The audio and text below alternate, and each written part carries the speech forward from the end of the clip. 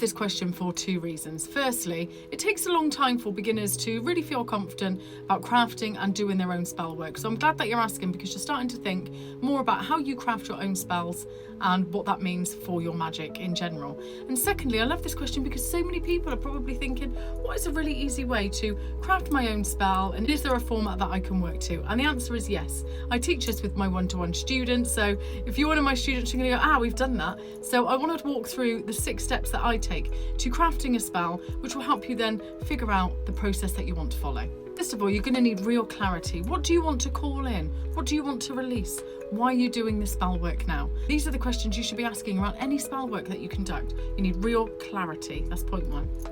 And then 2, what is the emotion you want to feel when this spell work's done? Do you want peace? Do you want clarity? Do you want power? Do you want confidence? What is the emotion that you want to feel when conducting and completing this spell work? That's a really key one. What are you hoping to achieve?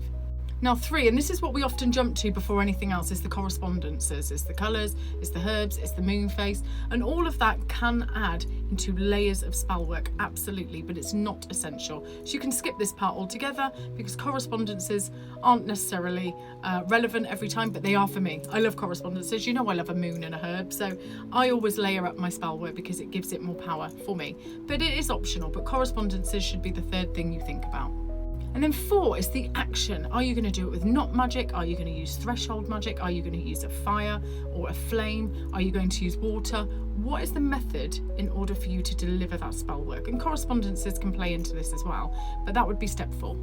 Now, step 5 is all about activation. Are you going to use an incantation? Are you going to use your breath? Are you going to use movement? How are you going to activate that spell? Even charging under the moon. You need to think about what it's going to do to boost the energy into that spell work for it to then start working. And then number 6, and this is so important, is how you release that spell. You blow out the candle, you tear up the piece of paper, you burn a bay leaf. All of those things are really important, so you need to think about how you're going to finish that spell. I hope this has really helped answer that question. I hope this has helped you guys at home who are learning to work and craft your own spells. And remember, I do one-to-one mentoring if you want to dive deeper on this or any other part of your magical practice, and I'll see you next time.